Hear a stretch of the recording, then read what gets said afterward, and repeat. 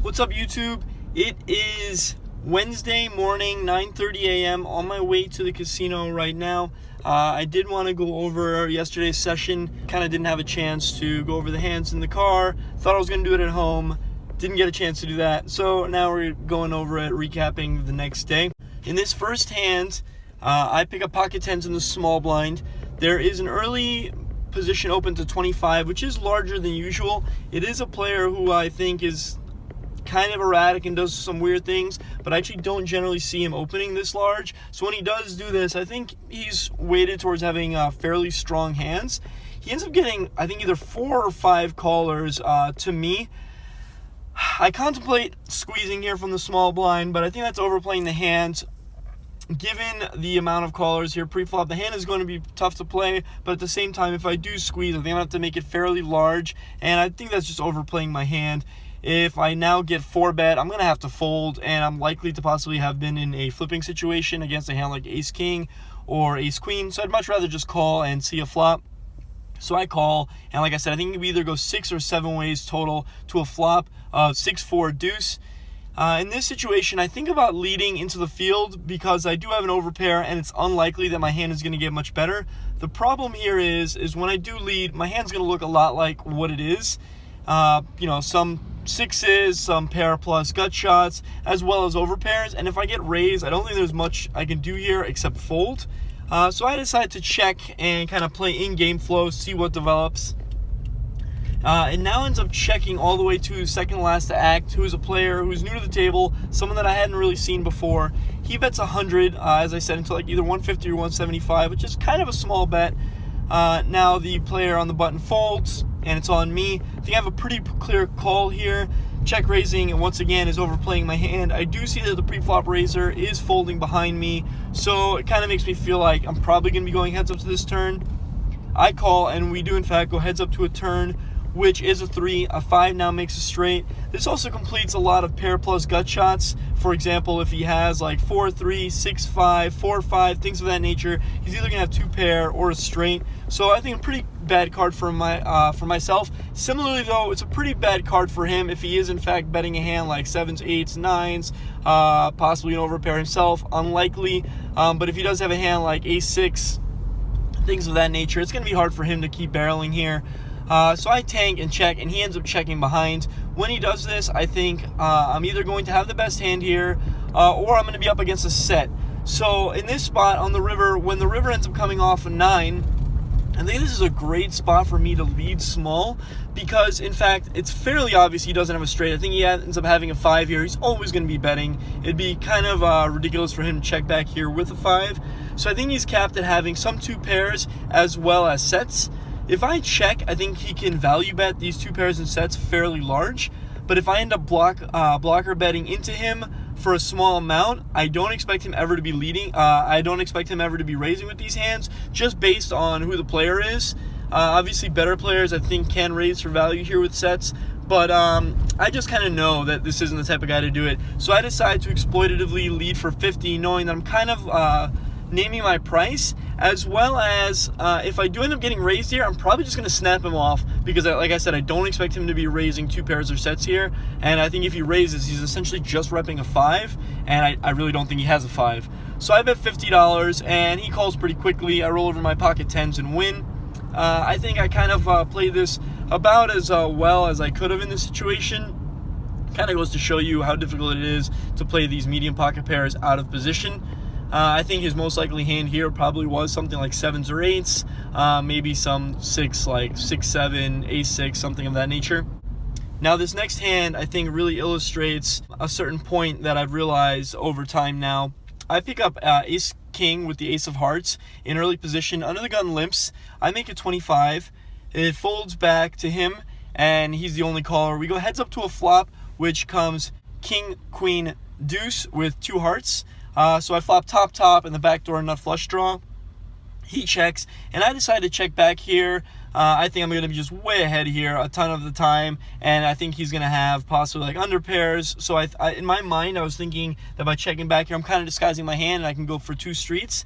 I think this is a mistake. I do this a fair percentage of the time, and I just really don't like it. I think his most likely hands here are going to be under pairs. If he wants to call one bet here, that's fine. The problem with checking back here is I'm essentially giving myself a negative free roll for allowing him to hit his 2-outer. For example, this likely is going to just be a 2 streets value hand unless I end up backdooring the nuts with the ace of hearts. So by checking here, then perhaps I'm going to get 1 street of value from pocket 7s. The thing is that I can get 1 street of value on the flop as well. And by checking back this turn, then now I'm allowing pocket 7s to hit a 2-outer and essentially have the reverse implied odds where I'm going to have to just end up calling a check raise or a bet and, end up getting kind of owned. So the turn here is the 5 of hearts. And he checks again. Obviously, in this situation, I'm going to be going for value. Again, because of just how dry this board is, I think I'm going to have the best hand here a large percentage of the time. So I bet 30, and now he ends up check raising to 90. Pretty strange spot. Because of the way I played my hand, I think this is a fairly obvious call, and I'm essentially calling all rivers because I think, again, that he could just be doing this with like a wide margin of hands. It looks like I don't have too much here, because obviously you would expect me to bet my flush draws in position as well as like my top pair type hands. So I tank and call the 60 more. I'm obviously trying to paint the picture that I'm not very strong here because I want him to barrel the river. The river is an offsuit queen, and now he bets 130. Not my favorite card because he could obviously be check raising the turn with a queen, and now he rivers trips. But again, like I said, I'm not folding, so I call fairly quickly, and unfortunately lose to pocket 5s for turning a set and rivering 5s full. As I mentioned, I really hate the way I play this hand.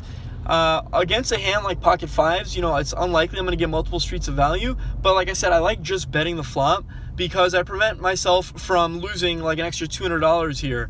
Because let's say from the other perspective, if I bet the flop and he folds, what's worst case scenario? So I missed out on like $30 or $35, $40 from him. But on the other side, I ended up costing myself about $250 to $300 because I lost the pot and lost an additional $220 of value when I get check raised on this turn. So I think it's one of these situations of like reverse implied odds. He's going to have a lot of gut shots and 2-outers on this board, and I might as well just be betting to deny equity against those hands. There's no reason that I need to deceptively play my top pair, top kicker here and try to get like value, like I said, from under pairs and things of that nature, which are when they hit, they're just going to end up making a big pot from me. Whereas on the other side, if he does call an extra bet, I'm only making like an extra $30 or $40. At this point, I think I'm up about $400 to $500 on the session, winning kind of small, medium pots. As I mentioned, I did win that pocket 10s hand when I pick up pocket queens in the small blind. It is a straddle pot. It folds to the button. He makes it 25. Fairly small raise. He is a player that I've mentioned before. Used to be a lot of action, but he's just gotten significantly better. He stopped giving me any sorts of action. So this is a player that I don't really want to be 3-betting in this spot because I think he's just going to fold a large percentage of the time. The straddler in this situation is one of the larger action players in the casino. He had just transferred over to our table, and this is like pretty early on in him just getting seated. So I think he's A, going to be defending pretty wide here, and B, possibly could get out of line given the small raise from the button. So I flat in the small blind.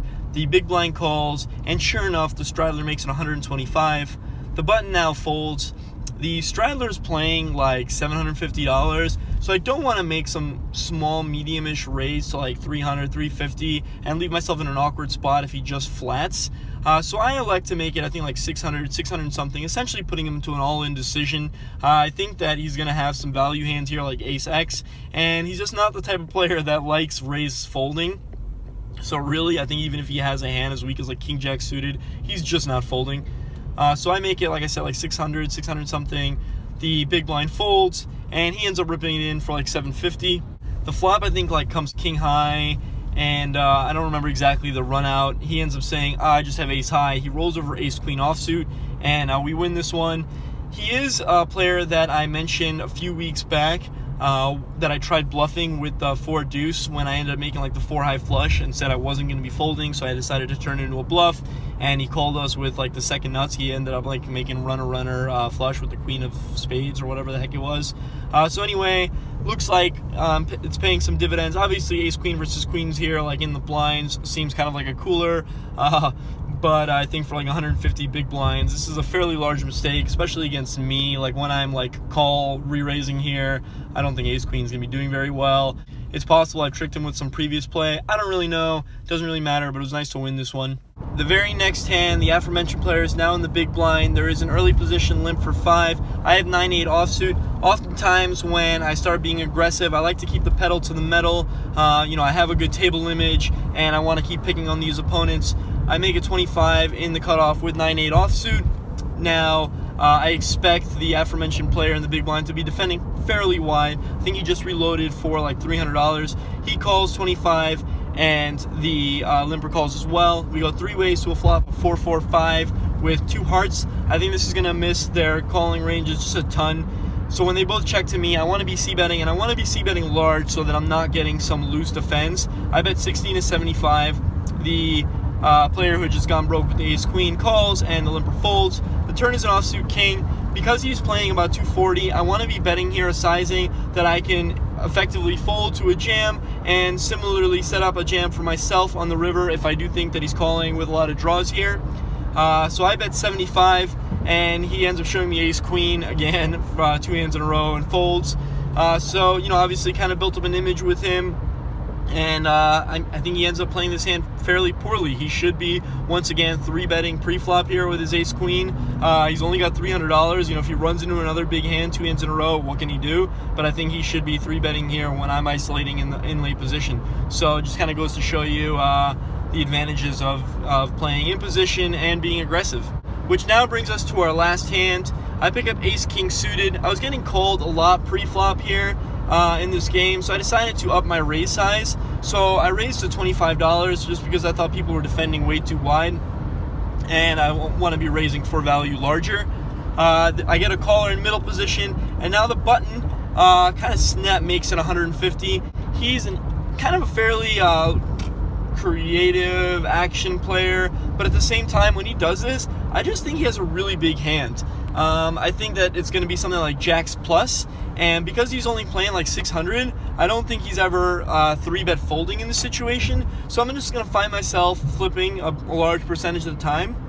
I just decide that it's not really worth it. I don't think he's doing this weak, as I mentioned, so I end up making an exploitative fold here. The player in between who flatted my 25 now jams it in. The player on the button essentially snap calls and shows him aces. The flop comes like jack 10 high with 1 club. The turn is a small club, and I'm like, oh god, this is gonna be pretty annoying if I end up drilling here. And the river ends up being a brick. So I got fairly lucky here to make this exploitative fold. I think because of his quickness and sizing, it just kind of told me that he's going to have a big hand here. I think if he ends up raising smaller, then it's very likely, I'm either going to be just calling or possibly myself 4-betting. So I think he cost himself in this situation just because of how he played it. That essentially brought us to the end of our session. I ended up winning, I think, $1,390, something right in that range. So a nice session, played for nearly 7 hours. Got in there early yesterday, and I'm really loving these early day games. Anyway, that's all, and we'll be getting back again later today with some more hand histories. Thanks for tuning in, guys. Catch you later.